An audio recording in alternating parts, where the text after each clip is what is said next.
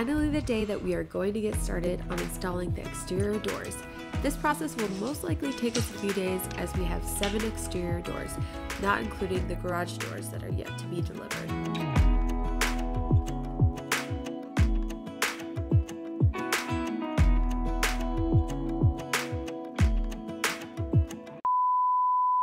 What exactly did you have to do? Fix it. And how'd you do that? With wood.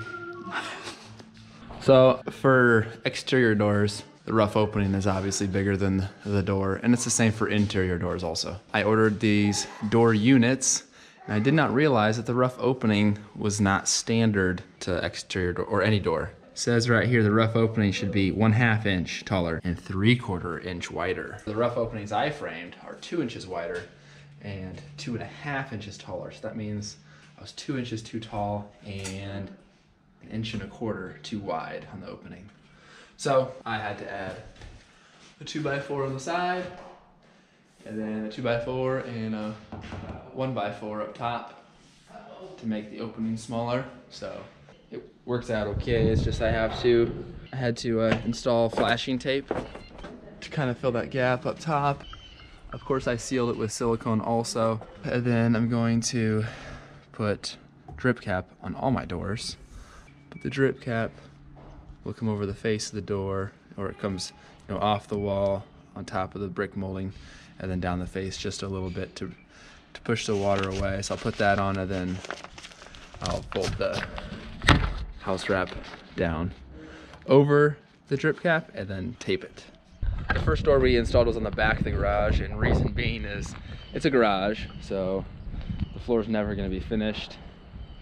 And I probably shouldn't be telling you this, but it's been a while since I've installed doors, and I didn't know exactly how I was going to finish the door to the concrete, how I was going to seal that edge. So the first one was kind of a trial door, and then kind of figured out what I liked and what I didn't like, and then now I'm moving on to all the other doors. I have this styrofoam insulation along the foundation that I have to deal with when installing the doors and the siding. So what I've kind of done is I've bent up some flashing, this white flashing actually. For the wall portion, it's gonna go on the face of the wall behind the house wrap, then down over the top of the pink styrofoam, and then down the face of this galvanized metal. The galvanized metal is just to finish kind of the exterior. Concrete patio is gonna start 4 inches down from my threshold here.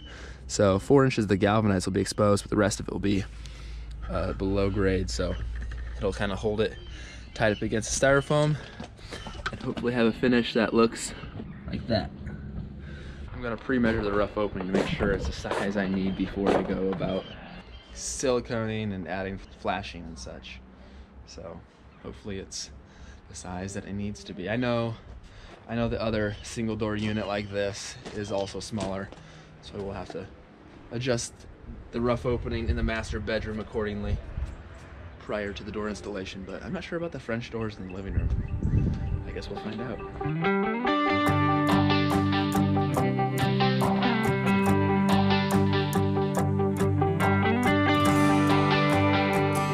What are you doing?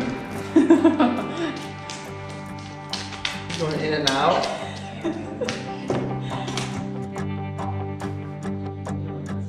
And this is what we get to look forward to. Are you already making smudges?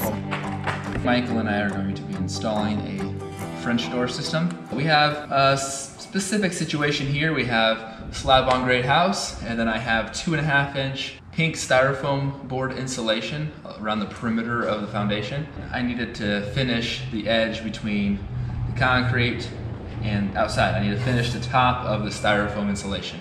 This is the best method that I've found for our application here. I've cleaned the surface as much as I can. I'm gonna have a concrete patio on the outside. The exposed foam board insulation between my threshold and the patio outside is going to be covered up with galvanized steel. So I'm gonna take the galvanized steel and run it to the top of my foam board insulation. All right, now that that's in place, I have flexible flashing tape that I'm gonna put down next. All right, right, now I have these flashing corners. Press it tight in the corner. Then I have flashing here. It needs to be trimmed down. So I have the caulk there to seal my edge. And then I'm going to place my flashing in place. Fasten it down. All right, I'm going to install a bead of caulk underneath the threshold of my door. This is a pretty significant bead, so I do not want water to pass. You want to put a minimum of 1/4 inch bead of caulk.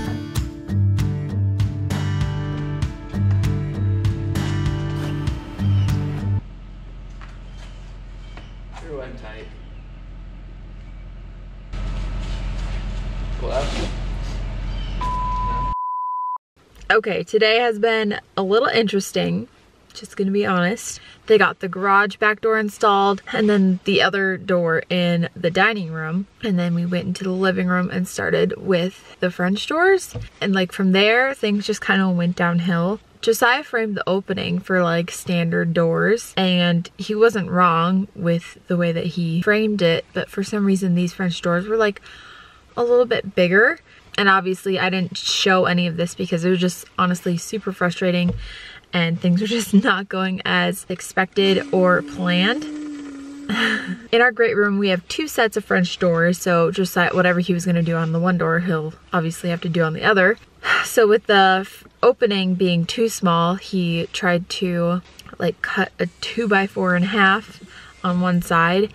And obviously from framing, there was like a bunch of framing nails, and so it just took a really long time, and he had already like placed down all of the caulk and the glue and all of that, so it just was like a huge pain. Of course they ended up getting it installed finally, but it just took a lot longer. It was probably a good thing that they decided to stop working on installing doors and work on something else, because again, it was very frustrating. At least we don't have too many doors to install after this.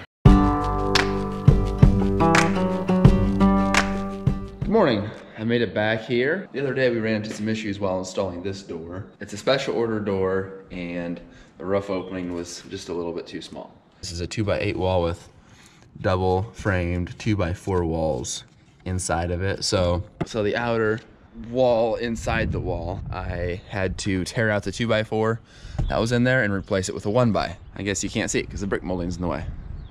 So anyways, ended up making it work and ended up with a pretty good door install. This is a Menards door, so I mean, you get what you pay for. The doors at the building supply company, the same doors, 3 times the cost of this door, so I opted for this door, but I don't know, it just wasn't sealed like I would like it to be sealed, so I did have to add some slight modifications. So underneath this hinge down here is a composite shim to further that hinge out, and then there's a smaller portion of that composite shim behind this hinge. The door still seals along this weather strip, but now I have a good seal, and once I put the door handle on, it'll be nice and tight. So anyways, the reason I said all that is because I have one more door, the same, to install. Because it's the same special order door, rough opening's just a little bit too small. I can show you exactly what I'm gonna do. Inside 2x4 wall, I can adjust the door jamb by cutting the door jamb down. You know, this is the standard thickness. I'll rip it down to 3/4 inches wide.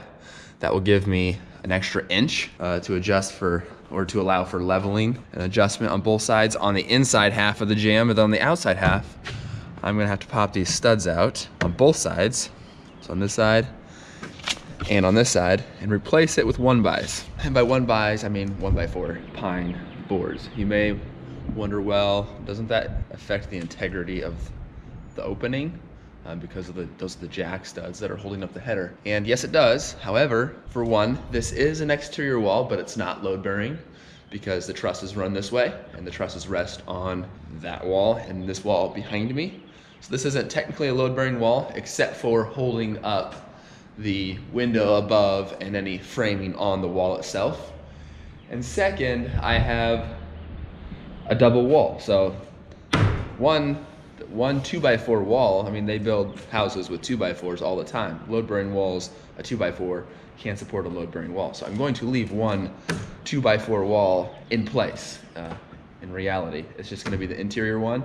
An exterior 2x4 wall within my 2x8 wall will be adjusted a little bit, but I still will provide support there. It won't be as much, but I think it's very sufficient for what we're doing here. So at least I won't be hit with any surprises, hopefully.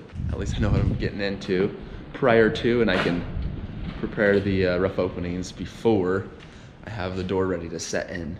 Hopefully it's a little less frustrating and much easier and simpler. All right, to remove these 2x4s, first thing I need to do is cut out as many of the nails as I can with the Sawzall, just to make it a lot easier.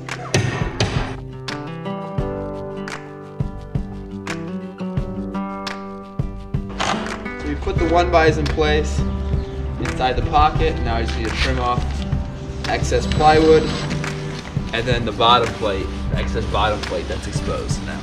All right, so we got the 1x's in the opening, ran one along the top. We have the flashing down and the caulk down. We have that bead of caulk down the back of the brick mold. And here you can see where we trimmed back the door jamb on this front half. So yeah, we're ready to put it in. Hopefully it fits.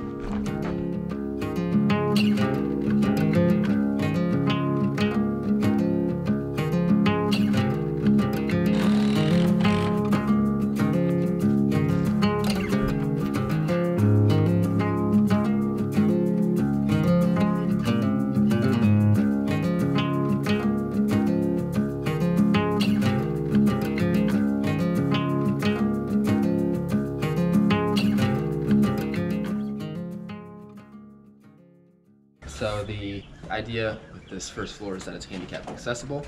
So when they asked me at the store if I wanted handicap thresholds on my front door and garage door, I said yes. But I did not realize what it was exactly, so I have a slight issue. It's so like flat, it doesn't account for any floor thickness on the inside of the house or even like a rug, so the door wouldn't be able to open once we install the flooring. So I have to lift up the threshold. I'm gonna do 3/4 inches to account for 1/2 inch flooring and then a rug. So anyways, so we're gonna do that, and then we are putting the OSB on all my studs here just to make it level across the face of the house. And then when we install the window and the doors, we want the door and the windows to be in line with each other. So the piece of trim can just a continuous piece of trim across the top between the top window and these two windows in the door. So we had to kind of put the door in there temporarily and kind of hold the windows in there to see where exactly we wanted them to go, so that I can build up or frame up this area to the correct height to support the windows, and then again sheet with OSB on the face of that. So then we can put things in, put them together.